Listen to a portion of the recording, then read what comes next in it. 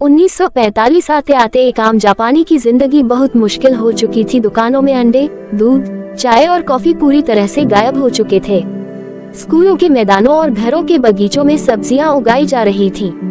Petrol भी आम लोगों की पहुंच से बाहर हो चुका था। सड़कों पर एक भी निजी कार नहीं दौड़ रही थी।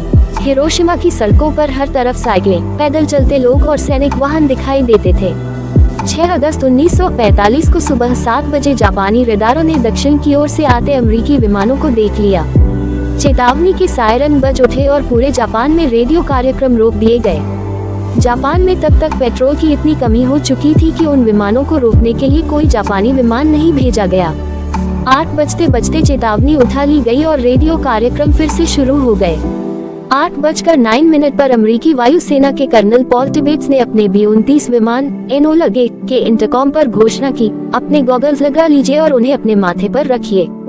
जैसे ही उल्टी गिनती शुरू हो, उनको अपनी आंखों पर लगा लीजिए और तब तक लगाए रखिए जब तक आपको नीचे जबरदस्त रोशनी न दिखाई दे। विमान की बेली में 3.5 मीटर लंबा, 4 टन वजन का नीला सफेद एटम बम लिटिल बॉय रखा हुआ था। इसको टॉप सीक्रेट मैनहट्टन प्रोजेक्ट के तहत लॉस अलामोस, न्यू मैक्सिको की प्रयोगशालाओं में बनाया गया था।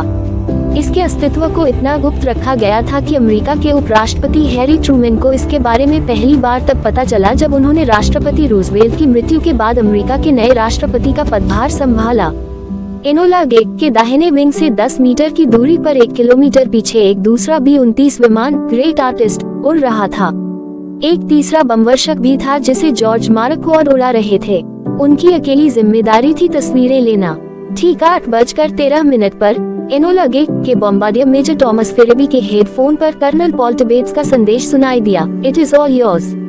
फिर उन्होंने इंटरकॉम पर कहा, अपने गॉगल्स लगाए। फेरेबी को जैसे ही गॉगल्स से अपना लक्ष्य ओई ब्रिज दिखाई दिया, वो चिल्लाए, आई हैव गॉट इट। ठीक 8:15 पर एनोला गे से नाक के बल लिटिल बॉय हिरोशिमा के ऊपर गिरना शुरू हुआ। लिटिल बॉय को एनोला गे से नीचे आने में पूरे 43 सेकंड लगे।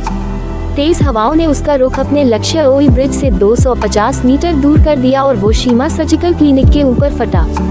इसकी शक्ति 12,500 टन TNT के बराबर थी और जब ये फटा तो तापमान अचानक 10 लाख सेंटीग्रेड पहुंच गया और ऊपर से द ग्रेट आर्टिस्ट के पायलट मेजर चार्ल्स स्वीनी ने एक विशाल आग का गोला बनता देखा। शहर के मध्य में एक क्षण के अंदर कंक्रीट इमारतों को छोड़कर धरती के ऊपर मौजूद हर चीज गायब हो गई। विस्फोट का असर इतना तेज था कि ग्राउंड जीरो से 15 किलोमीटर दूर हर इमारत की खिड़कियों के शीशे चकनाचूर हो गए। हिरोशिमा शहर की 2/3 इमारतें 1 सेकंड के अंदर ध्वस्त हो गईं। कई किलोमीटर तक आग की एक आंधी सी फैल गई। एक क्षण में हिरोशिमा की कुल आबादी 2,50,000 के 30% यानी 80,000 लोग मौत की गर्त में समा गए। जैसे ही विस्फोट हुआ, एनोला गे के आगे के केबिन में रोशनी फैल गई और पायलट पॉल टिबेट्स ने अपने दांतों में एक अजीब सी सिहरन महसूस की। विमान के पिछले हिस्से में बैठे हुए टेल गनर बॉब कैरन ने अपना कोडेक कैमरा उठाया और नीचे के दृश्य की तस्वीरें लेने लगे। नीचे के बैंगनी बादलों के बीच सफेद धुएं का एक रेला 3000 फीट तक उठा और उसने एक मशरूम की शक्ल बना ली। एनोला गे के सह पायलट कैप्टन रॉबर्ट लुइस ने अपनी लॉगबुक में लिखा, my god what have we done. Enola Gay के वेपेनियर विलियम पार्सन्स ने एक कूट संदेश भेजा, परिणाम सफल। विमान में हालात सामान्य। नीचे जापानी नौसेना के ड्राफ्ट्समैन सुतोमु यामागुची की नजर ऊपर उड़ रहे विमान पर पड़ी। उन्हें दिखाई दिया कि विमान से एक छोटी काली वस्तु नीचे गिर रही है। अगले ही पल उनकी आंखों के सामने अंधा कर देने वाली रोशनी फैल गई। उनके सभी संवेदी अंगों ने काम करना बंद कर दिया। उन्होंने उंगलियों से अपनी आंखें ढकी और जमीन पर मुंह के बल गिरे। उनके नीचे की धरती हिली और वो करीब आधा मीटर ऊपर उछले और फिर गिरे। जब उन्होंने अपनी आंखें खोली तो उनके चारों तरफ अंधेरा था। अचानक उन्होंने महसूस किया कि अपने चेहरे के बाएं हिस्से और बाईं बांह पर भयानक गर्मी महसूस की। उन्हें उल्टी करने की इच्छा महसूस हुई और वो बेहोश होने लगे। तभी उन्हें कुछ दूरी पर खड़ा एक पेड़ दिखाई दिया। उसकी सारी पत्तियां झड़ चुकी थीं। उन्होंने उस पेड़ तक पहुंचने के लिए अपनी सारी ताकत लगा दी। किसी तरह वहां पहुंचकर वो उसके तने के नीचे बैठ गए। तब तक उनका गला पूरी तरह से सूख चुका था और पानी की एक बूंद के लिए वो तरस रहे थे। हिरोशिमा के पूर्वी इलाके में एक ट्रेन शहर की तरफ बढ़ रही थी। अचानक सैनिकों ने चलती ट्रेन रोककर सब यात्रियों को नीचे उतर जाने के लिए कहा। डिब्बों को इंजन से अलग कर वहीं रोक दिया गया, लेकिन इंजन आगे बढ़ता चला गया। लेकिन वो बहुत आगे नहीं जा पाया क्योंकि रेलवे लाइन पैदल शहर छोड़कर जाने वाले लोगों से भरी हुई थी।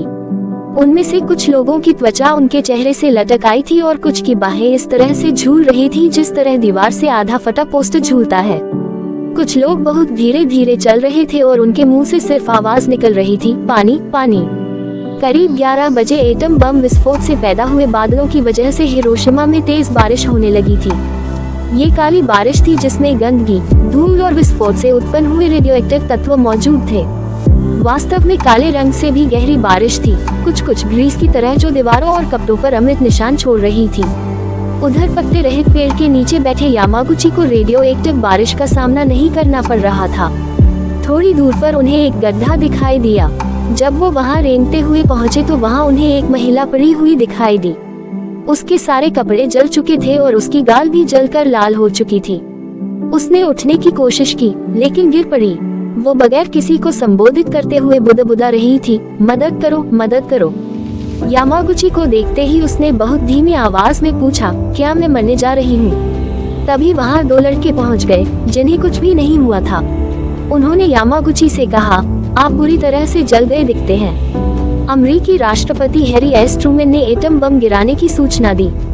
उन्होंने कहा, कुछ देर पहले अमेरिकी जहाज ने हिरोशिमा पर एक बम गिराकर दुश्मन के यहाँ भारी तबाही मचाई है। ये बम 20,000 टन TNT क्षमता का था और अब तक इस्तेमाल में लाए गए सबसे बड़े बम से 2000 गुना अधिक शक्तिशाली था। यामागुची ने अपने चेहरे को धीरे से छुआ। उन्हें लगा कि उनके चेहरे से उनकी खाल उतरकर उनके हाथ में आ रही है। उनकी बाह काली पड़ गई थी और लगातार सूजती जा रही थी। वो छात्र यामागुची को लेकर एक क्लिनिक पहुंचे। वहां पर जले हुए शव पड़े हुए थे। कुछ लोगों के हाथों में थोड़ी बहुत हरकत थी लेकिन अधिकतर शरीर बिना किसी हरकत के पड़े हुए थे। वहां पर एक कंपाउंडर ने यामागुची के चेहरे पर सफेद मलहम लगाया और उसकी बाह पर पट्टी बांधी। वहां पर उन्हें 2 बिस्कुट और थोड़ा पानी दिया गया। जैसे ही उन्होंने बिस्कुट का एक टुकड़ा खाया, उनको उल्टी हो गई। उधर 37 वर्षीय स्थानीय पत्रकार सातोशी नाकामुरा भाग्यशाली थे कि उन्होंने उस दिन हिरोशिमा से थोड़ी दूर अपने एक दोस्त के साथ रात बिताई थी। जब हिरोशिमा पर एटम बम गिरा तो उसके असर से वो जमीन पर गिर पड़े और उनके चेहरे को टूटे हुए शीशों ने घायल कर दिया। उन्होंने अपनी साइकिल उठाए और हिरोशिमा की तरफ बढ़ने लगे। वो हिरोशिमा की बर्बादी देखने वाले पहले पत्रकार थे। उन्होंने डोमी समाचार एजेंसी के ओकायामा दफ्तर में पहला डिस्पैच डिक्टेट कराया। 8:16 पर दुश्मन के 2 विमानों ने हिरोशिमा पर एक खास बम गिराया है। हिरोशिमा पूरी तरह से बर्बाद हो चुका है और करीब 1,70,000 लोग हताहत हुए हैं। जब डोमी के ब्यूरो चीफ ने ये सुना तो उन्होंने नाकामुरा से कहा है कि ये सच नहीं हो सकता कि एक बम से हिरोशिमा में इतने लोग मर गए हैं। उन्होंने उनसे कहा कि वो अपनी रिपोर्ट हताहतों की संख्या बदल दे क्योंकि सेना इसे मानने से इनकार कर रही है। नाकामुरा ने टेलीफोन लाइन पर चिल्लाते हुए कहा, सेना मूर्ख है। 9 अगस्त 1945 जापान के एक और नगर नागासाकी की दोपहर, जब भी 29 बमवर्षक ने वहां दूसरा एटम बम गिराया तो उसे नीचे पहुंचने में पूरे 43 सेकंड लगे। बम गिरने के 1 किलोमीटर के दायरे में मौजूद हर चीज धराशायी हो गई। ऊष्मा की किरणों ने मानव शरीर से जल की एक एक बूंद को सोख लिया। बहुत से लोग और जानवर उसी क्षण मर गए। धमाका इतना तेज था कि 8 किलोमीटर दूर बने घरों के शीशों के परखच्चे उड़ गए।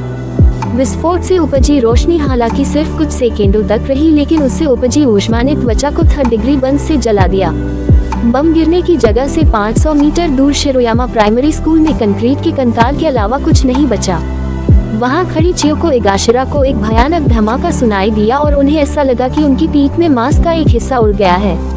उन्होंने हगल में खड़ी अपनी बेटी को अपने शरीर से कवर किया। जब उन्होंने उसकी तरफ देखा तो उसके सिर का एक एक बाल खड़ा हो गया था, लेकिन उसकी भान में एक भी बाल नहीं बचे थे। उसने मदद के लिए चिल्लाने की कोशिश की, लेकिन उसके मुंह से कोई आवाज नहीं निकल सकी। बम के केंद्र बिंदु के 1 किलोमीटर के क्षेत्र की एक एक चीज भाप बनकर उड़ गई। ऐसा लग रहा था जैसे बहुत ही सक्षम दाह संस्कार में हर चीज जलकर राख हो गई है। 1 माइक्रोसेकंड के अंदर नागासाकी जेल की 3 इमारतें धराशायी हो गईं। जेल के अंदर मौजूद एक भी शख्स बच नहीं सका। रूट नंबर 206 पर बिजली से चलने वाली ट्राम का नामो निशान नहीं बचा। नागासाकी मेडिकल कॉलेज अस्पताल में डॉक्टर तकाशी नेगाई अपनी कक्षा में अभ्यास के लिए कुछ एक्सरे फिल्में चुन रहे थे, तभी उन्हें अंधा कर देने वाली रोशनी दिखी दी। इतनी जोर से धमाका हुआ कि खिड़की से शीशे टूटकर कमरे के अंदर आ गिरे। उन खिड़कियों से इतनी तेजी से हवा अंदर आई कि डॉक्टर तकाशी हवा में उड़ने लगे। उनके चेहरे के दाहिने हिस्से में कट लगा और उनके गाल और गर्दन से गर्म गर्म खून बहने लगा। उन्हें इस बात का आश्चर्य हुआ कि उन्हें कोई दर्द महसूस नहीं हो रहा था। अस्पताल के बाहर कोई भी चीज पहचान में नहीं आ रही थी। वहां मौजूद सुनियो तोमिता ने नीचे गिरे अपने दोस्त कामोतो को उसके कंधों से उठाने की कोशिश की, लेकिन उनके हाथ में उनके कंधे का मांस आ गया और वो फिर नीचे गिर पड़े। ज्यादातर मरने वाले या मरते लोगों के मुंह से झागदार खून निकल रहा था। तोमिता उनके बीच जाकर उन्हें पानी दे रहे थे और उनका हौसला बढ़ा रहे थे, लेकिन थोड़ी देर बाद वो और प्रोफेसर सिकी ही जिंदा बचे थे। उनके चारों ओर करीब 20 लाशें बिछी हुई थीं। जहां तक देखो आग की लपटें उठती हुई दिखाई दे रही थीं। विस्फोट स्थल से करीब 1.5 किलोमीटर दूर एक टॉर्पीडो फैक्ट्री में मित्सुई तकीनो भी जमीन पर गिरी बेहोश पड़ी थी। जब उन्हें होश आया तो उन्हें चारों तरफ लोगों की चीख पुकार सुनाई दी। उनके ऊपर ढेर सारा मलबा गिरा पड़ा था। बहुत मशक्कत के बाद वो अपने दाहिने हाथ को आजाद करवा पाने में सफल हो गईं। उनके नीचे फर्श पर उन्हें कुछ नमी महसूस हुई। जब उन्होंने अपने सिर को छुआ तो उन्होंने पाया कि फर्श पर उनका ही खून फैला था और वो उसके बीच खड़ी थी।